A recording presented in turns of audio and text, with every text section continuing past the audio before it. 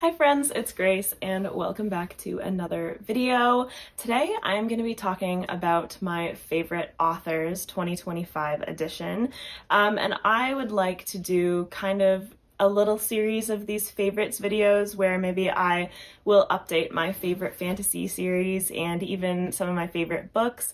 But I thought that I would start off by doing a video about some of my favorite authors that's updated to right now. And just to be clear, I'm not big on making decisions and definitively ranking things. I just have kind of a tier, like a general category of my favorites, and the way that I've organized them in this video is I went through kind of like my Goodreads to make sure I wasn't missing anybody, but I have listed them in order of who I have read most recently to least recently. So it is not ranked based on merit, just to get that out of the way right away. I love all of these authors, and I'm sure I could be forced to put some of them above some others, but I don't want to do that. And also, I don't have a script or anything, so if this video gets too rambly, I may end up having to cut some of it. We'll see what the raw footage is like. Who knows? Who knows? But without further ado, the first author that I have on this list is Steven Erikson, author of, among other things, the Malazan Book of the Fallen, which I am currently exactly halfway through of those core 10 books. And this is obviously why he is the first author to talk about, because I just in late January finished Midnight Tides. Steven Erikson is an extremely impressive writer, in my opinion. Malazan is so innovative. Like, I'm sure that if you have watched other creators talk about Malazan, they have said similar things, but I don't have any criticism for authors whose fantasy worlds are more heavily inspired by our worlds. I think that that is really cool as well, and I have absolutely no issues with that. But Malazan is one of the first series that I've read where, when I think about it and when you look at the races and societies that exist in the series, I can say I see some places where he has taken inspiration, of course, because our world is what informed him, but he has truly created something that doesn't feel like Earth really at all, in my opinion. It feels so different, and the lore is so deep, and like the magic and the gods and the societies and whatever are so detailed and have such a long history that it really feels like you're looking through a portal into a different place that only he has been to and is like the historian of, and he knows so much. So he's very impressive to me in that sense. But what I tend to value really highly in books that I love, and what Steven Erikson does really well also, is like writing in a technical sense and on a prose level.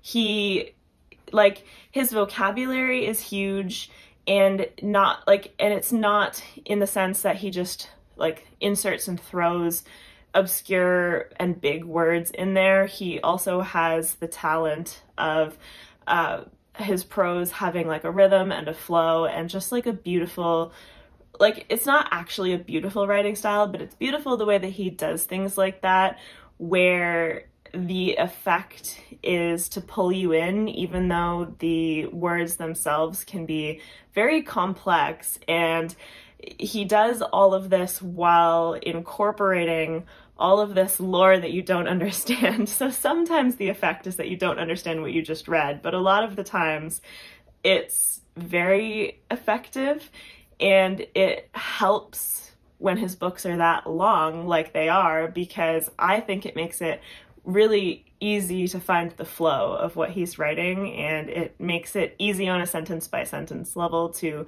read his words and take them in, while he's also being like very descriptive and using like a very wide vocabulary. So I appreciate Steven Erikson on kind of both of those levels, like what he's doing with his world building, his magic, character work and plot and everything, and then also on the writing level. And I feel like to be one of my favorite authors, there usually has to be both of those things in the equation. Like, I think that I've come to realize that I really do value like prose that I prefer. Like I know there's not necessarily just one way to be a good writer, but I value what I consider to be good prose. And it's harder for a book to become a favorite for me if it doesn't have that. And so Steven Erikson definitely has it. You got something to say? No. Okay. Ben's reading Steven Erikson right now. The Crippled God. I'm not there yet. So I didn't necessarily have any hard and fast rules about what an author had to do to get onto this list, but the second author that I have on here is Katherine Arden, and when I read The Warm Hands of Ghosts by her, I kind of felt like she solidified her spot on the list, because having read the Winternight trilogy twice, I absolutely knew that that series was a favorite, and I knew that I really loved Katherine Arden as an author. But to see her write something different from that, you know, set in a different time in history, telling a totally different type of story, it just showed her talent, and not that it was in doubt, but it just solidified it, because I really loved The Warm Hands of Ghosts as well. And so now that she has really impressed me and written kind of two different things that I have loved that are just so different from one another, it helped her kind of secure her spot on this list. Whereas with just the Winternight trilogy, I may have been unsure whether it was enough, or whether I just loved that particular story that she was telling. So I love the way that Katherine Arden does historical fantasy, because first of all, I think that a really important talent that she has is writing books that are not too long. Like, she really manages to keep the impact, but also that feeling of lushness that her prose has, and that feeling of immersion and of really sinking into like the setting that you're in. I think she achieves that really well, and she doesn't need a large page count in order to do it. And she balances that with creating characters that I have really liked. And it's true that in her trilogy, I got more attached to the characters than I did in her standalone, but I attribute that to just having more time with them and more development with them, especially since the character in the Winternight trilogy is younger and kind of has more of a formative growth period to go through and to develop through.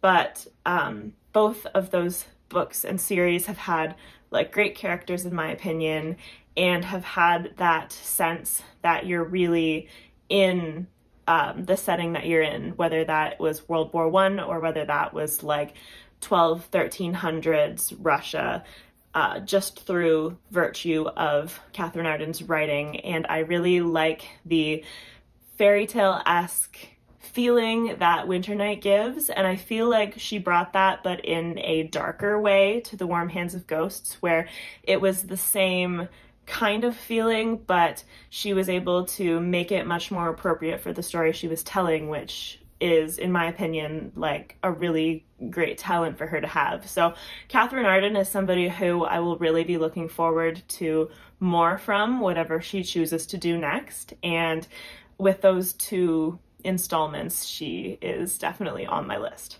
The third most recent author that I've read from that I would consider as a mainstay on my favorites list is Terry Pratchett. And so it's been a bit since I read a Terry Pratchett book, but I think that he, long before the most recent book, he had done enough to be considered a favorite author. He is so fun to read from, like so clever, witty, funny, while also doing that hard-hitting social commentary that is just wrapped in like absurdism, but makes the point even more succinctly and directly than you could if you were trying to do it in a serious way. He is so good at that, and I've read, I believe, like 8 of his, maybe 9 of his books now, because the first book that I ever read from Terry Pratchett was Mort, which is the first book in the Death series. And then aside from the City Watch series, I've also read Going Postal, which was the one that Ben most highly recommended, and so I loved Going Postal. And Mort is not my favorite in comparison to the City Watch series, although it was still solid and I really liked it, but it's like Sam Vimes and the other core characters in the City Watch series that are really what I fell in love with, and I'm glad that I read some of that before reading Going Postal, just because in the City Watch you really get an idea of how Terry Pratchett has built Discworld and like Ankh-Morpork, the city, and what is like what it's about, you know, like you kind of get your footing and you understand how this world works and some of the more absurd qualities of it, and you can get your head around it a little bit before reading a standalone like Going Postal, which I feel like elevates that one even more because you can see the shenanigans in that book after kind of knowing how the city works, and it makes it even more entertaining. And I would like to read more Discworld and more from Terry Pratchett. I don't have a clear idea of when I'm going to do that, but I almost kind of want to save it for myself. Like, I'm not in a rush to finish his back catalog, and even if I was, it would still take a long time because he has a lot of books. But I'm in no rush because I would like to always think that I still have some Terry Pratchett left for me to read, and I guess eventually, if I don't have more, I'll just go back and reread some of the ones that I already know that I love. But he is definitely, I can't see him ever really not being a favorite for me. The fourth author that I have on my favorites is Joe Abercrombie, and it's kind of shocking when I look at this list and I look at Joe Abercrombie being in the 4th position, to think about how long it's been since I've read a lot of my favorite authors, and how some of them have some new stuff coming out, like someone further down the list, but it's like I would really love to read some more new things that I haven't read before that would give me some new favorite authors, because it's been like a year almost since I read any Abercrombie, with finishing The Age of Madness. Doesn't stop him from being a favorite. He will always be up there, but it's almost just like in the last year I haven't really found any new favorite authors. But the classic mainstays are nothing to complain about. But back to Joe Abercrombie. This is an author that I've only read technically from one series from, which is probably true for a lot of people with him, although he does have like another series that is a YA series, but I haven't read that one. So I have only read his first law books, which obviously are split into different series. We have the original trilogy, and then we have the 3 standalones, which can also be collectively called the Great Leveler trilogy, and then we have the 3rd series, books 7 through 9, that are the Age of Madness trilogy. So it's all in the same, it's all the same series, and yet not, sort of similar to Robin Hobb's Realm of the Elderlings. And I think that Joe Abercrombie solidified himself as a favorite author for me after book 2. Like, after Before They Are Hanged, I was like, okay, yeah, I'm in. Like, he just has that that writing talent on a sentence level where he infuses his prose with so much character, and especially his characters' internal voices and like dialogue between characters. He is one of the most talented authors I've ever read to do that. I think that everybody probably has experience with clunky dialogue really bringing down a book, or if there's awkwardness that you just can't get past, it really impacts your enjoyment. I feel like Abercrombie does the exact opposite of that, where that aspect of his books elevates him above like everybody else. He's so good at it, and he is like clever and funny. He has a lot of the same talents as Pratchett, but he's using them in such a different tone of story that it's a very interesting comparison to make and think about, because it's just what they chose to do with it, which is very interesting. But Abercrombie has obviously, as his Twitter handle is Lord Grimdark. He has a lot more of a gritty, grimdark spin on his books and tone to them, but he is still funny and entertaining, and his books aren't, well, maybe I shouldn't say that they aren't depressing, because they can be, but they are, like, they're such an engaging read, and the characters are phenomenal. People talk about his character work all the time, but it's so true, and he will always be a standout, I think, on just being somebody whose personality jumps off the page, whether it's the prose on, like, no individual character's level, just writing itself, but also every character's internal monologue being so individual to them and so entertaining to read and so individualistic. He is phenomenal at that, and in my opinion, that is what makes his books great and a massive part of why I love him so much. So I have no idea when I'll ever be rereading First Law, because it would be a big commitment to say that I was going to reread that, but I'm sure eventually that I will, because I will start to miss Joe Abercrombie's writing. I already do. The fifth author that I have on my list is Scott Lynch, and I have read 3 books from Scott Lynch, which are the 3 existing books in the Gentleman Bastards sequence, and not to just repeat the same thing again, but Scott Lynch has a lot of the same talents as Pratchett and Abercrombie. He is able to infuse his characters with so much personality, and he is very funny and entertaining in his writing style, and it's sort of like a high shenanigans like level of storytelling.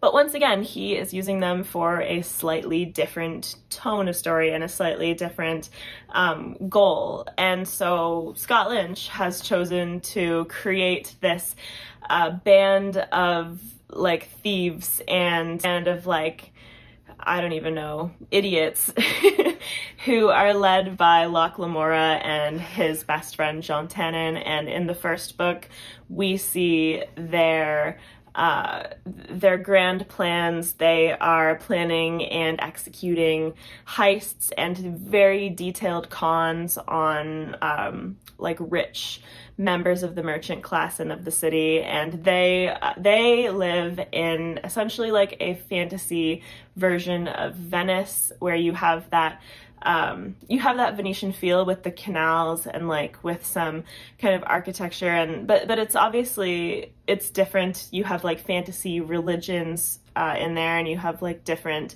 cultural and social activities and stuff, but very heavily inspired by that. And they are essentially very highly educated and highly skilled con people, a group of con men. And they end up deeper into some conflicts in the city that end up impacting their ability to run their cons and their heists. And the story gets a little bit more complex, and of course it also does into books 2 and 3, but for people who haven't read them, like, I'm not here to spoil the series, I'm here to talk about why I like Scott Lynch as an author. So he, like I mentioned, he has great character voices. In my opinion, he has created fantastic characters. One thing I love about his plotting and pacing is how he always has something else up his sleeve. There are a lot of different layers to his plots, and it's really fun to unravel them and to see how things progress for the characters, because things are just not necessarily what they seem. He will purposely keep information back from you, which I know probably frustrates some people, but is something that I don't really mind. When it's done in the way that Lynch does it, it ends up being revealed to you at kind of the time where he deems it as most impactful to your enjoyment and to how the mystery is unfolding. And so I love the way that he does that.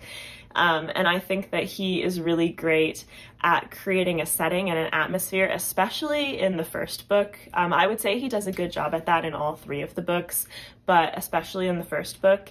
And another thing that I love about him as an author that I know could be controversial, or not controversial, but I just know that it's something that some people have a problem with, while I personally loved it, and it's Scott Lynch's ability to write the dual timeline narrative.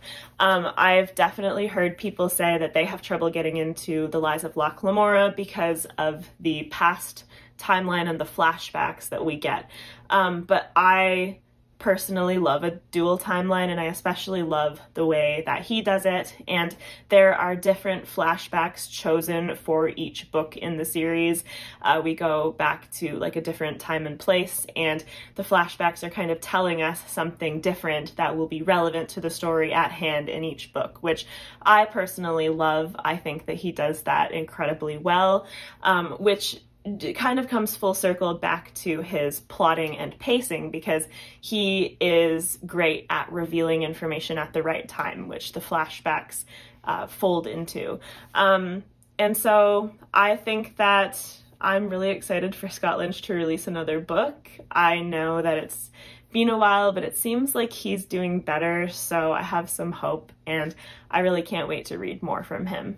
The sixth author that I have on my favorites list is one of two non-fantasy authors that I have on here. Obviously, I read predominantly fantasy, so it's not that I don't want to put any other authors on the list, but for most others, I just haven't read enough of their books to consider them a favorite, because a lot of other genres are things where I'm reading standalones instead of series, so it could be few and far between where I eventually get enough experience with an author to actually consider them a favorite.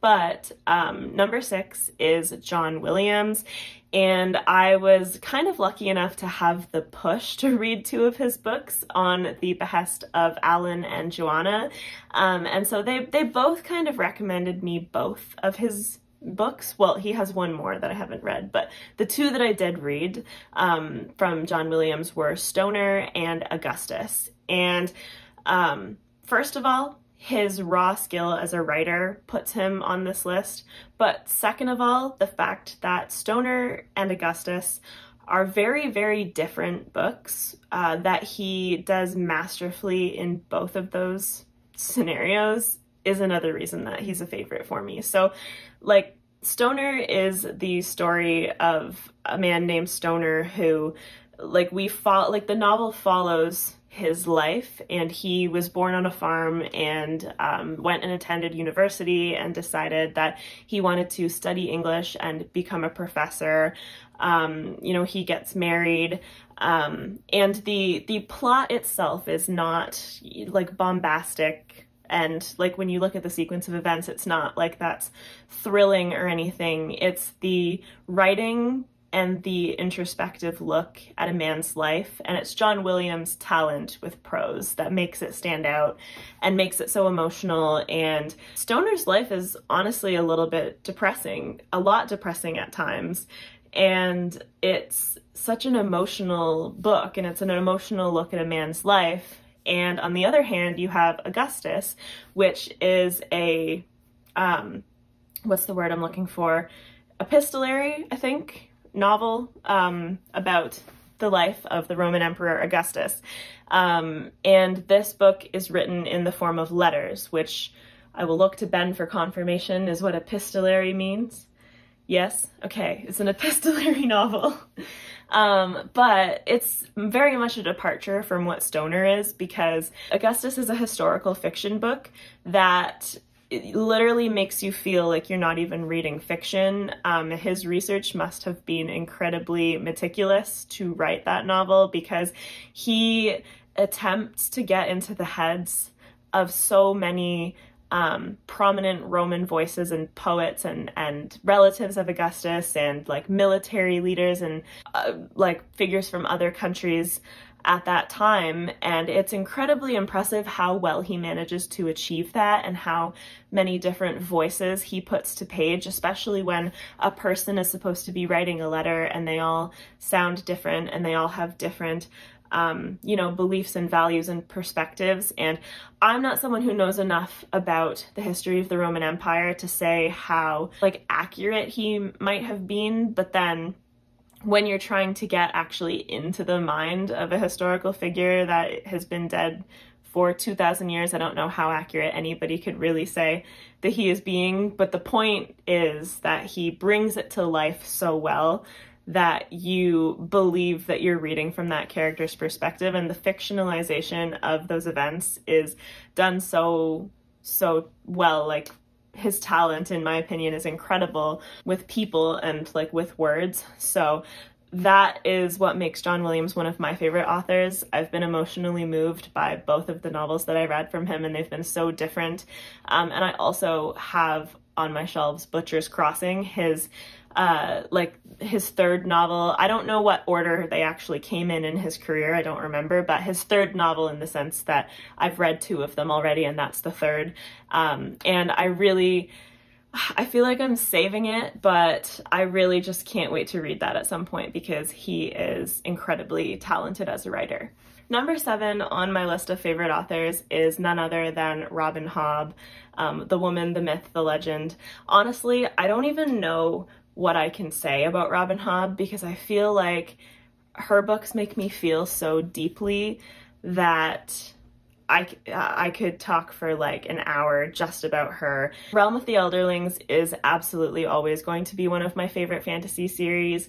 Reading all 16 books in that series is like an emotional, life-altering experience over the course of like the 2 years or even 3 years that we read it. I don't even really remember. 2.5 years maybe, but it's been kind of a depressingly long time now since reading a Robin Hobb book. I feel like I need her back in my life. And the prospect that she is working on more Realm of the Elderlings books is very scary and exciting because, you know, there's more emotional damage to come if Hobb is having her way. But I don't know. She's like somebody that I love so much that it's hard to even put into words why. Yeah. Like, a lot of the other authors have things that I can specifically point to, but with Hobb, it's her use of language and it's her way of getting into characters' heads, but it's not like the cleverness or the humor, it's just the pure emotion and like the fact that you essentially spend years with certain characters and like you get to know them on such a deep and personal level throughout like almost the entirety of their lives, and she takes you on that journey. She is so talented that I don't know, I wish I could be more eloquent about it, but I am not as talented as her. So that's all I'll say. That's so lame. The 8th author that I have on my favorites list is Daniel Abraham, and in a similar way to Hobb, it's kind of hard for me to specifically pinpoint what about Daniel Abraham's writing I love so much, but a few things that come to mind are the fact that I often have trouble visualizing what I read. I can do it to a certain extent, but most of the time I am not visualizing. And Daniel Abraham's prose and his word choice and just the way that he crafts sentences, for some reason he is able to really immerse me. I noticed it right away the first time reading the Long Price Quartet and the 2 books in the Kithamar trilogy that I've read as well. Like, they have really transported me to that place, especially LPQ. They have just allowed me to really visualize what's happening, which is, it is a rare talent for an author because like not a lot of people can do that for me. So I can definitely point to that as part of the reason why I enjoy his writing so much. And another aspect that he has is amazing descriptions of food. It's a simple thing, but in Long Price Quartet in particular, they're just very vivid and like appealing descriptions of what characters are eating, which ironically enough is something that I could say about the next author on the list as well, if that gives you a clue to who it could be. I know it probably does for Ben, if you were listening. No. What did you say? I said that Daniel Abraham has great descriptions of food, which is something I can also say about the next author on the list, if that gives you a clue to who it might be. Oh, absolutely. But on a more series arching level, Daniel Abraham also has a similar appeal to Hobb in the sense that he follows characters over a very long-spanning time period, and they both have the talent for intergenerational stories that I'm often afraid to read a story like that, because the new generation, like, it's rare that it seems to work as well, and that the characters are as strong and as multifaceted and as fleshed out, but Daniel Abraham does a fantastic job of that. He also has, like, maybe the most unique magic system in a series that I've ever read, and it's something that is so subtle and yet so sinister, like can be used for great evil and possibly for good as well, but really can have the power and the potential to corrupt. And he also has the talent for having a massive impact in a very short page count, because the entire 4 books in the Long Price Quartet fit into a bind-up that is approximately 1,000 pages. So he is essentially writing books that are about 250 pages apiece and managing to pack all of that amazing character development and theme work into such a short page span. And I'm really looking forward to the 3rd book in the Kithamar trilogy, because I love Daniel Abraham's writing, and after what he did with the Long Price Quartet, I really have faith in him to wrap up a series really, really well. And I'm also looking forward to when I get to read The Dagger and Coin by him. Now, next up, number 9 on my list is George R.R. Martin, which was the other person who is phenomenal at describing food as one of his many strengths. And I know that Martin has not finished A Song of Ice and Fire. Obviously, everybody knows that.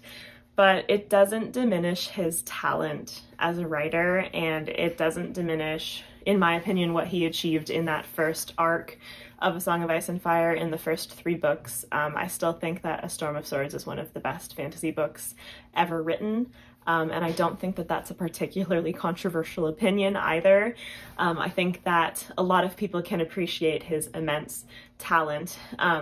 He obviously does an amazing job at building an expansive world and having all of the major houses and having a more subtle magic that is not the focal point of the series, but definitely still exists as sort of like a vague looming threat while humanity has their petty squabbles, and if they destroy themselves instead of standing together, then they won't be ready for what's to come. Unfortunately, in the books, we don't really see the part where we get to that, but the first 3 books, when we deal with lots of inter-family and inter-house clashes, Clash of Kings, if you will, really shows how amazing George R.R. Martin is at writing battle, wide-scale conflict, subtle political maneuverings, and kind of tying all of these threads together and creating characters that are different parts, like honorable or conniving or power-seeking, power-hungry, warriors, very competent people, people who are incompetent in different ways, and he created an iconic cast, and he created an iconic series that then spawned an iconic television series, which was really good until it wasn't, but that's okay. Martin just has, in my opinion, like reserved his status as an iconic author, and the first 3 books in that series will always be favorites for me, so that's why he has a spot on this list. So the 10th and final author on my favorite authors list is Charlotte McConaughey. So this is an author that, even though I have only read 2 books from her, Once There Were Wolves and Migrations, those have both been favorite books for me. So like, suffice to say, I've loved everything that she has put out, and I'm really looking forward to the release of Wild Dark Shore pretty soon, within a month, I think, if I'm right about the release date. March 4th. Yeah. She has been writing what has been described as climate fiction, and I think that that has been a genre that's been growing a bit, but she is the primary author that I've read from that kind of subgenre, and I love the way that she tells stories because Once There Were Wolves and Migrations both do center the environment, but they also center female characters who are complex with some kind of dark pasts. And so she does a really phenomenal job, in my opinion, of combining the unraveling mystery for the reader of what is going on with the characters alongside the plot that's happening present day that has to do with climate and the environment in some sense.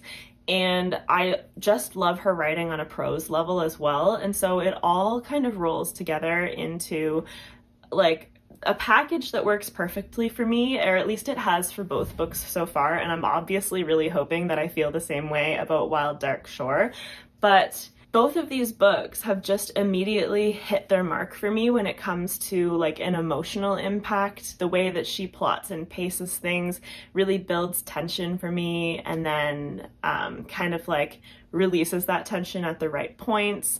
And it's sort of interesting to talk about an author that has had two standalones that I've loved, because while they are different books, there are these things that I can point to that she has commonly done in both of those books, and things that it's clear that I really like the way that she does them. But I think that Wild Dark Shore is going to be slightly different, but I'm very much looking forward to how she executes that.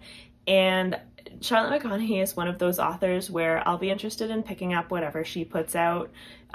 If she decided to diverge and write a different sort of story, I would give that a chance to decide whether or not I like that from her. But she has sort of earned she has earned my regard in the sense that I have faith that she can do anything well, and I will always want to try out what she's writing. And one reason that she was a pleasant surprise for me was that when I originally read Once There Were Wolves, it was actually just an audiobook that I picked up because it was available from the library. I had heard of it, but I really didn't know too much about it, and I just tried it out, and it ended up being something that I loved so much. So I think that that pleasant experience and like pleasant surprise has really stuck with me, because I think that that's just like a universally beloved experience for a reader, where it's sort of like the opposite of a book you're anticipating that lets you down, where if you pick up a book that you don't know too much about and then you end up loving it so much, it's just one of those top tier experiences for a reader. Maybe that's just me, but I feel like it is. So with that said, Charlotte McConaughey as number 10 is the final author that I had to talk about today in talking about my favorite authors as of now in the beginning of 2025. There are other authors that I could have put on this list just to say, but I decided to cut it to 10 because this video is already going to be very long, and this list can change the more authors that I read more books from. I do think that there are some authors that are just gonna stay on this list because of how much I have loved their books, but we'll see. Whenever I'm next in a position to update the list, who knows? But for now, these are the authors that I have really, really loved books from, loved their writing, loved something about what they're doing, and I just thought that they deserved some love. So please like this video if you liked it, subscribe if you would like to see more from me, and talk to me in the comments if you feel like it. As always, I will have my Discord with Ben and my socials linked in the description if you're interested in any of that stuff, and I hope you have a fantastic rest of your day. Bye!